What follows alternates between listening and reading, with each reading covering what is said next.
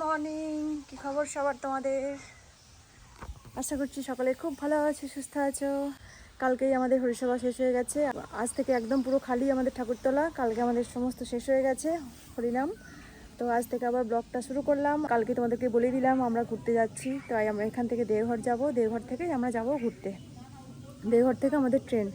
Interesting অনেক blog আসতে চলেছে। অবশ্যই আমার চ্যানেলকে সাবস্ক্রাইব করে রেখো, আর যারা ফেসবুক পেজ থেকে দেখছো অবশ্যই ফলো করে রেখো।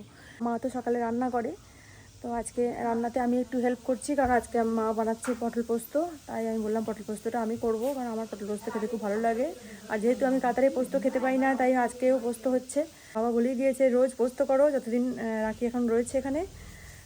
তো যা খেতে চায় করে দাও। আমি বললাম যে পটল পোস্ত করো। তো পটল পোস্ত আজকে হচ্ছে, পোস্তটা আমি বানাবো। আর চিংড়ি মাছ ভাপে করবো। চিংড়ি মাছ ভাপেও যে আমি করি, আমার ভিডিওতে মা দেখেছে, মা বলে যে চিংড়ি মাছ ভাপেটাও কর। তো ওই আর কি করবো। মা চিংড়ি মাছ তো আগের দিনকে সব পরিষ্কার করে বাছা হয়ে গিয়েছিলো। তো এই দেখো পটল ভাজতে ভাজতে আমি দিয়েছিলাম ব্লগ স্টার্ট করতে। পটলটা ভাজছি। এই পোস্তটা মাছুনি বাটলো, পোস্ত বাটা হয়ে গেছে। এই দেখো পোস্ত বাটা। কারেন্ট ছিল না, তাই মিক্সিতে হলো না, কারেন্ট চলে গিয়েছিল। তাই মাছের পোস্তটা বলে শিলেতেই বেটে দিচ্ছি। এর মধ্যেই কাঁচা লঙ্কা বাটা আছে, কাঁচা লঙ্কা দিয়েই করেছে। আর একটুখানি লাল লাল করে ফ্রাই করবো।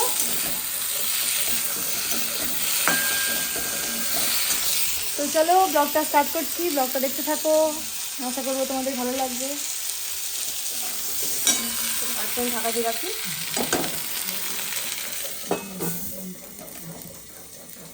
আমাদের গাছের জবা ফুল নিয়ে বাবা এখন বগড়াশ্বরী মায়ের মন্দিরে, আমাদের এখানে গ্রামের যে আদি দেবতা বগড়েশ্বরী, সেই বগড়াশ্বরী মা জবা ফুল খুব ভালোবাসেন। তো জবা ফুল দিতে যাচ্ছে বাবা।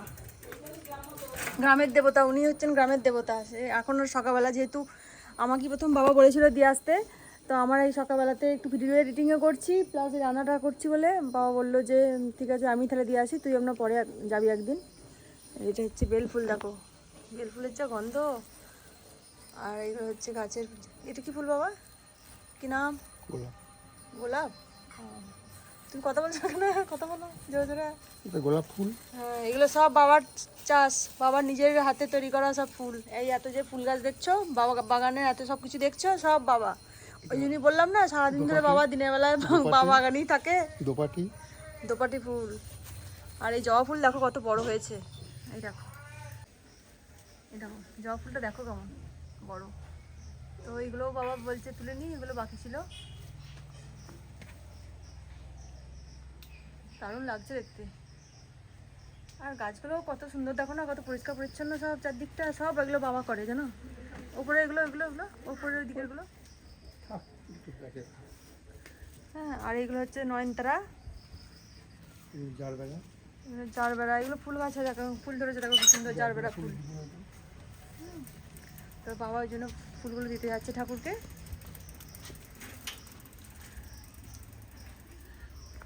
তো চলো দেখি পটলটা কি হলো, বাকিগুলো দেখতে থাকো, ব্লগটা কন্টিনিউ করছি। এ মা কি খাচ্ছে দেখো, কি খাচ্ছে এটা? বেল, পাকা বেল, পেটের পক্ষে ভালো। পাকা বেল খাচ্ছে, বাবা খেয়েছে, মায়ের জন্য রেখেছে এটা। পাকা বেল গাছে, পাকা বেল খেলে পায়খানা পরিষ্কার হয়, পেট ভালো থাকে, পেট ঠান্ডা থাকে। গরমে পাকা বেল খাওয়া খুব ভালো। তোমরা খাবার তালিকায় রাখতে পারো বেল। এগুলো সব বাবা নিয়ে আসে। পটলটা ভালো হচ্ছে। মাটার যে টেস্ট, সেই টেস্ট মিক্সিতে হয় না। অতনু শুধু বলবে যে শিল নিয়ে আসবো, একবার যখন ইন্ডিয়া যাবো শিল নিয়ে আসবো। শিলে মাটার রান্না অতনুর খাওয়ার খুব ইচ্ছা। আমারও তাই, আমিও যতক্ষণ আমিও টাইম থাকলে আমিও বলি পোস্ত। এই নোনাটা দেখো ভেঙে গেছে কালকে, জানো মা বাড়ছিল, কি বাড়ছিল তখন মা? পোস্ত বাড়ছিল কালকে ঝিঙে আলু পোস্ত হয়েছিল। এখানে সর্ষে পেটেছে, এবার এদিকে দেখো পোস্ত দিয়েছে। এই যে চিংড়ি মাছের ভাপেটা হবে তার জন্য। ভাজা হয়ে গেছে, এরপর পোস্তটা দিয়ে দেওয়া।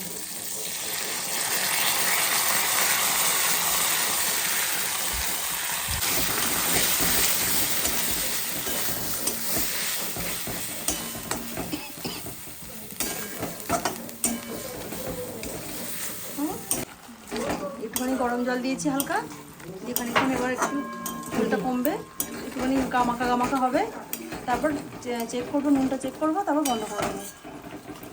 এই হচ্ছে পটল পোস্ত। তো এবার চলো, এদিকে জল গরমও হয়ে গেছে, এখানে দেখো এদিকে জল গরম হয়ে গেছে চিংড়ি মাছ ভাতের জন্য। এবার এদিকে চিংড়ি মাছটা ম্যারিনেট করবো। টিফিন বক্সের মধ্যে নুন হলুদ মাখিয়েছে মামা। এবার এখানেই আমি এই মশলাটা দিয়ে দেবো। এটা হচ্ছে কাঁচা লঙ্কা, সর্ষে আর পোস্ত।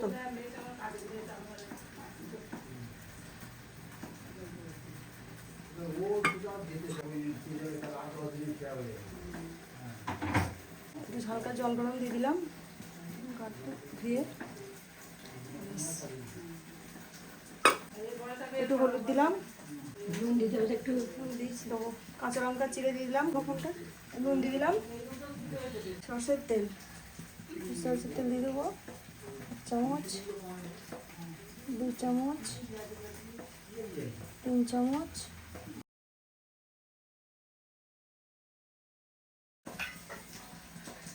এবার ঢাকনাটা আটকে দেবো, দিয়ে এবার এর মধ্যে টিফিন বক্স বসিয়েছি।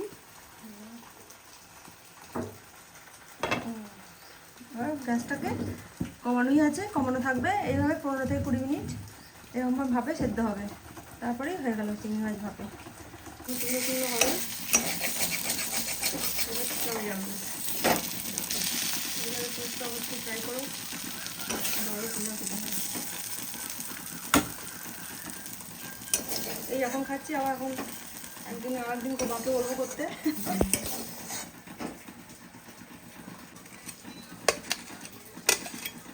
হয়েছে দেখো মা, ভালো হয়েছে।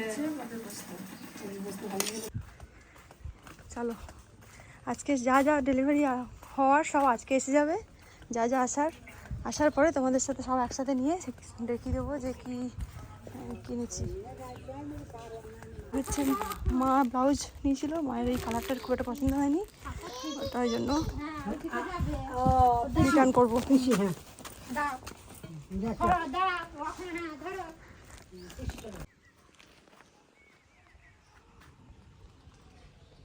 ওটিপি বলবেন।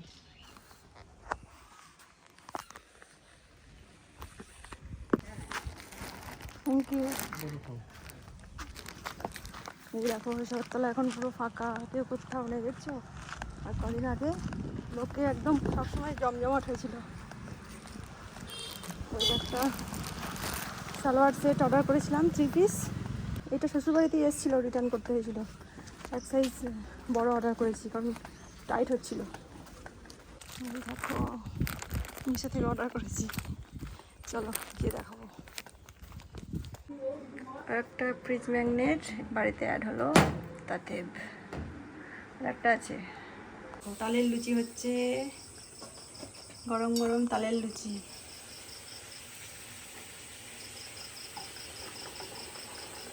মা তো লুচি ভাজছে আর মাছমণি বেলছে। এই দেখো যা গন্ধে ঘর মমা করছে পুরো। এই দেখো গন্ধে লাগছে, একটা খাই এখান থেকে নিয়ে।